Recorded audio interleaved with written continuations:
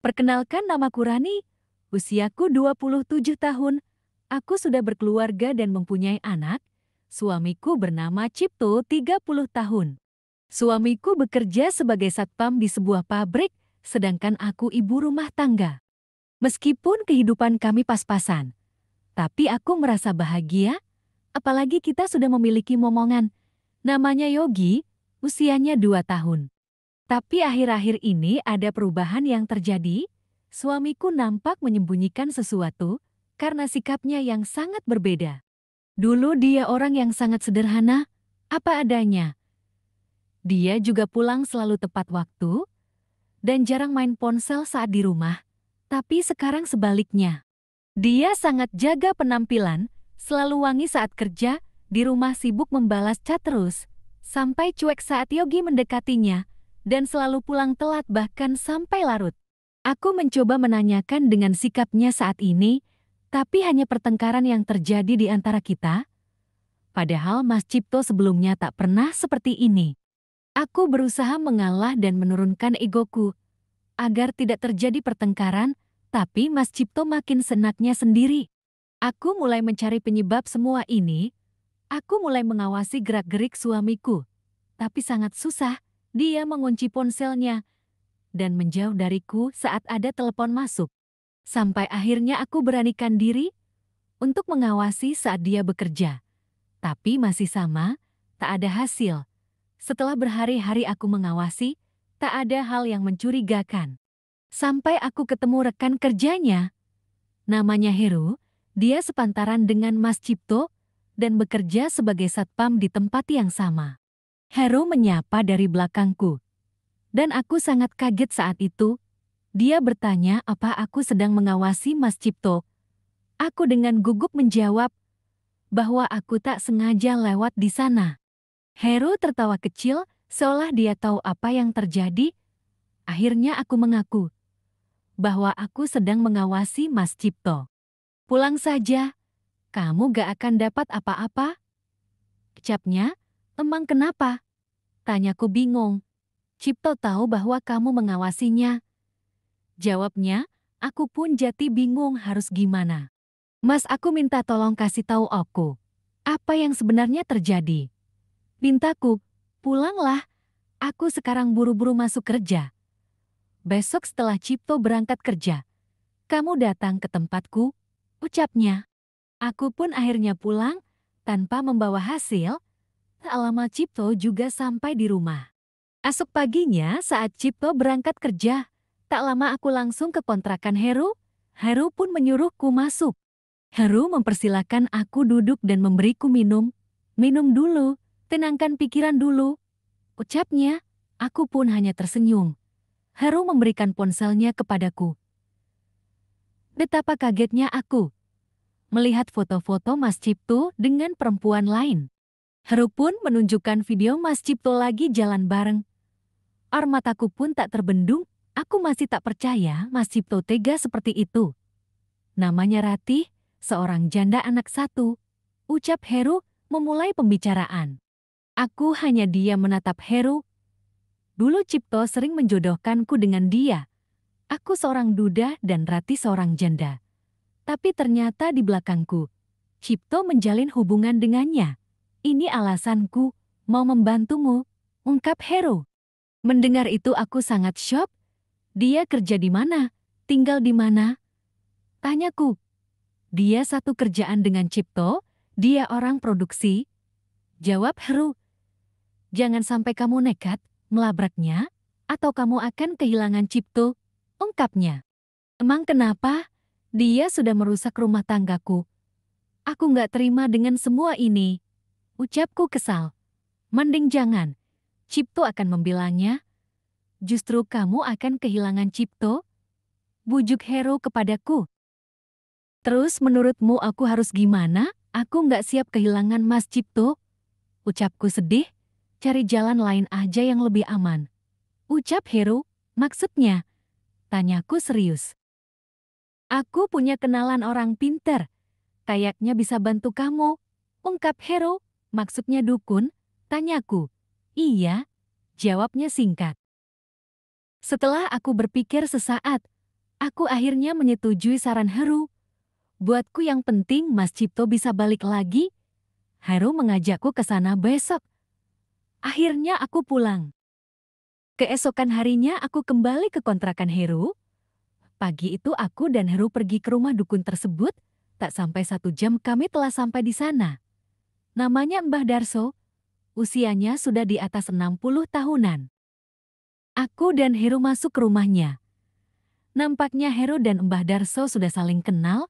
Mbah Darso menanyakan maksud dan tujuanku. Aku pun menceritakan tentang Mas Cipto. Mbah Darso bilang bahwa Rati menggunakan susuk. Pantas saja jika suamiku terpikat kepadanya, aku pun meminta bantuan Mbah Darso agar suamiku bisa kembali bersamaku. Mbah Darso sebenarnya punya cara yang sangat manjur, tapi resiko dan syaratnya sangat besar. Dia menyarankanku menggunakan yang biasa saja biar tak terlalu berat, aku pun menyetujuinya. Dia menyuruh Heru untuk keluar dulu. Mbah Darso mulai memasang susuk. Dia menaruhnya di wajah dan bibirku. Sementara ini dulu aja, mudah-mudahan cukup dengan ini bisa berhasil, ucapnya. Tak lupa dia juga membawakan air. Aku mengucapkan terima kasih dan berpamitan pulang. Aku dan Heru pun akhirnya pulang. Sesampainya aku di kontrakan Heru, aku berpamitan pulang dan berterima kasih atas bantuannya. Benar saja, ada perubahan yang terjadi dengan suamiku. Malamnya saat dia pulang, dia begitu hangat kepadaku. Dia nampak seperti dulu lagi dan makin mesra. Namun sayangnya semua itu hanya berlangsung seminggu. Suamiku mulai berubah lagi, sikap dinginnya kembali lagi. Aku merasa kesal. Aku kembali menemui Heru. Aku kembali meminta tolong kepadanya. Heru pun masih bersedia menolongku, tapi dia bilang 3 hari lagi saat dia sedang libur jaga. Aku pun menyetujuinya. 3 hari berlalu, aku kembali menemui Heru di kontrakannya. Heru pun menepati janjinya. Aku dan Heru berangkat ke rumah Mbah Darso lagi. Di sana aku menceritakan kejadiannya. Mbah Darso pun bilang, ternyata susuk yang dipakai Rati cukup kuat. Aku pun meminta Mbah Darso agar menggunakan cara yang lebih ampuh. Apapun resikonya aku akan tanggung. Kamu yakin dengan ini? Tanya Mbah Darso lagi. Yakin Mbah? Jawabku tegas. Baiklah, aku akan membantumu, ucapnya. Heru pun disuruh keluar dulu. Gantilah menggunakan ini, ucap Mbah Darso, sambil memberikan kain putih. Aku pun segera mengganti baju dengan ini. Berbaringlah, atur nafasmu, ucap Mbah Darso, aku pun mengikutinya. Aku akan memasangkan ini di seluruh badanmu. Tanpa terkecuali sedikit pun, jika nanti terjadi sesuatu jangan pernah dilawan, ikuti semua yang akan terjadi. Ucap Mbah Darso serius. Aku pun mengangguk tanda menyetujuinya. Mbah Darso mulai mengerjakannya. Benar saja, aku mulai merasakan sesuatu. Saat Mbah Darso mulai memasang di tempat-tempat itu, aku terengah-engah menerima itu darinya. Muka Mbah Darso pun mulai berubah. Yang awalnya serius menjadi begitu berseri-seri. Aku tahu yang akan terjadi. Tapi aku sudah berjanji tak akan melawan. Dan benar saja, semua terjadi, tapi aku merasa bahagia. Aku mendapatkan pengalaman yang berbeda. Lebih dari 1 jam, ritual itu terjadi, dan akhirnya pun selesai. Aku pun kembali mengucapkan terima kasih dan berpamitan pulang. Aku pun kembali pulang dengan Heru. Tapi aku merasa aneh, ada yang berubah dari sikap Heru. Heru begitu sopan memperlakukanku. Akhirnya aku sampai di kontrakan Heru lagi. Saat aku akan pulang, tak lupa aku mengucapkan terima kasih.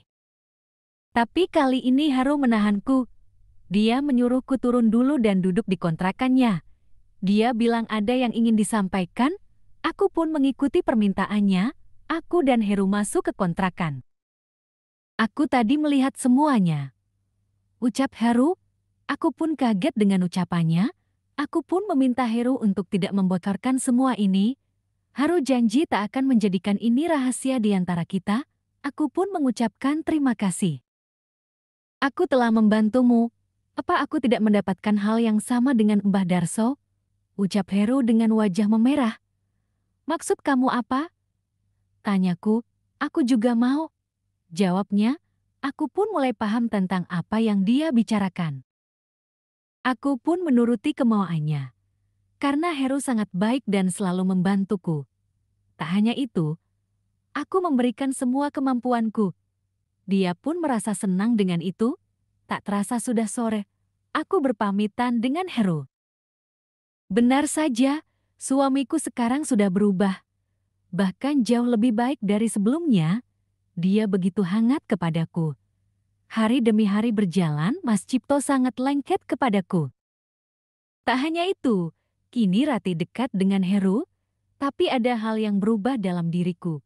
Semenjak kejadian saat itu, Heru sering memintaku ke tempatnya, memberikan sesuatu agar dia selalu tutup mulut atas rahasiaku.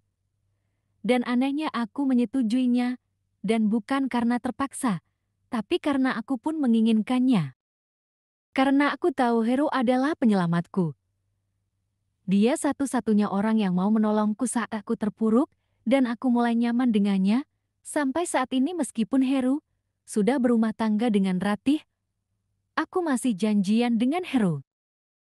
Soal Mas Cipto, meskipun aku merasa bersalah dengannya, tapi aku anggap ini adalah resiko dari kelakuannya dulu. Tamat.